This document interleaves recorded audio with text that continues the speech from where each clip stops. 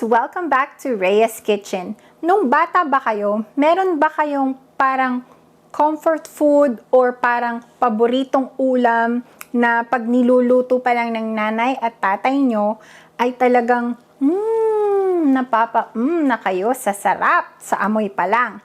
Today guys, ipapakita ko sa inyo kung paano lutuin ang Batangas style humba.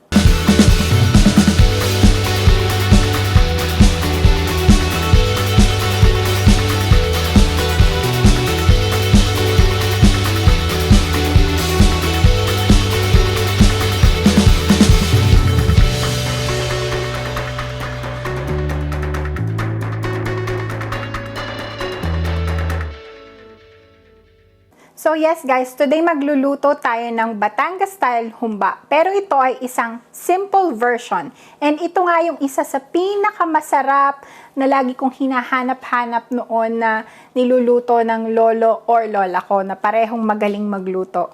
So I am very blessed today dahil shinare sa akin itong recipe na to ng aking Uncle Mark. Hello, shout out sa'yo. And today, iluluto na natin itong Batangas style humba. So, let's get started. So guys, bago ko sabihin sa inyo yung mga ingredients na gagamitin natin today for our recipe, I just wanna make a quick disclaimer na ang paggawa ng humba or Batangas style humba, iba-ibang paraan yan, iba-ibang ways. Yan ay nasa sa inyo. Pero ngayon, ipapakita ko sa inyo ay yung simple way na itinuro sa akin. So, the ingredients that we need are pork hock, and boneless kind nga pala ito. We also need tofu. Gagamit tayo ng Sprite, soy sauce, suka, dahon ng laurel at pamintang buo, sibuyas, brown sugar, bawang, and a little bit of magic sarap for our seasoning. And of course, pwede rin kayong magdagdag ng konting salt. So, let's get started. So guys, our first step, here is our pork hock.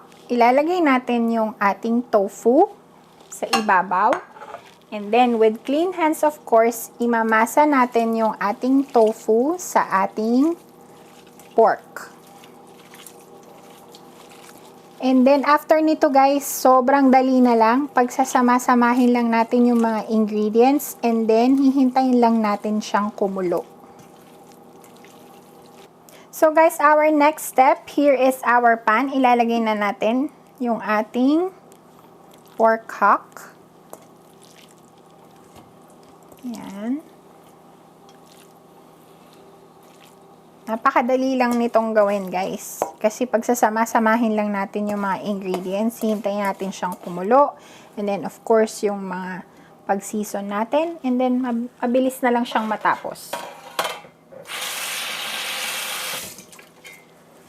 So guys, once na ilagay na natin yung ating pork, i-add na natin yung ating vinegar, yung ating toyo. And make sure guys, wag nyo yung hahaluin. Hayaan nyo lang siya. Lagay na rin natin yung ating paminta. Yung ating dahon ng laurel. Konting asin. Pwede nyo naman dagdagan yan mamaya kung nakukulangan pa kayo. And then, i-add na natin yung ating brown sugar. Pwede nyo rin yung dagdagan later kung gusto nyo pa. Maglalagay din tayo ng konting magic sarap.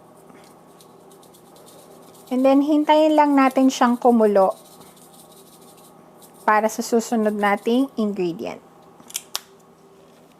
So guys, ito nga pala, kailangan na din natin i-add yung ating sibuyas and yung ating bawang.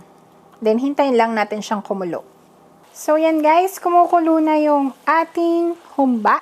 Ngayon, dadagdagan natin ng Sprite.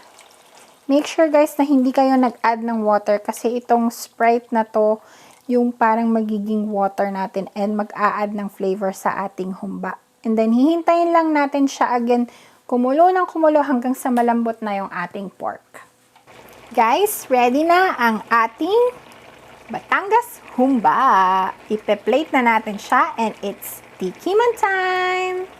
So yan guys, bago natin tikman yung ating humba, gagawa muna tayo ng sausawan. Of course, we have patis and our sili. Ayan.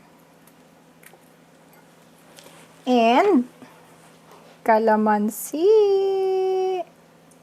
OMG. Perfect combination. So, tikman na natin. Guys, ready na ang ating Batangas Humba. Ayan na siya.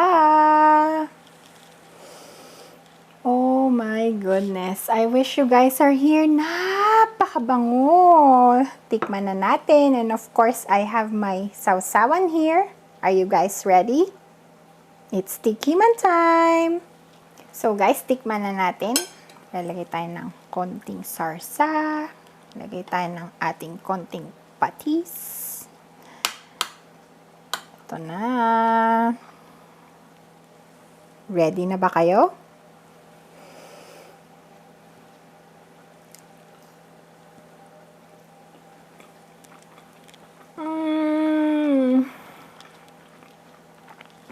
OMG!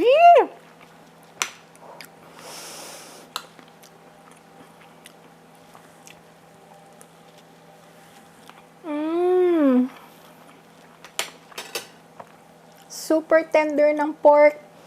Yung sweetness and yung sourness ng vinegar.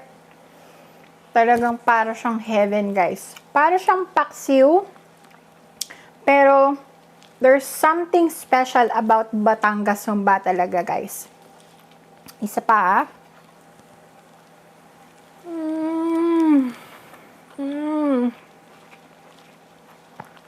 OMG, guys.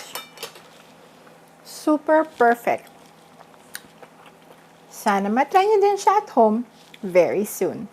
And that's it for our video today, guys. Sana nagustuhan ninyo ang ating Batangas style humba recipe for today. And as always, if you guys like this video, please hit like and subscribe to my channel for more cooking and baking videos. See you guys again. Bye!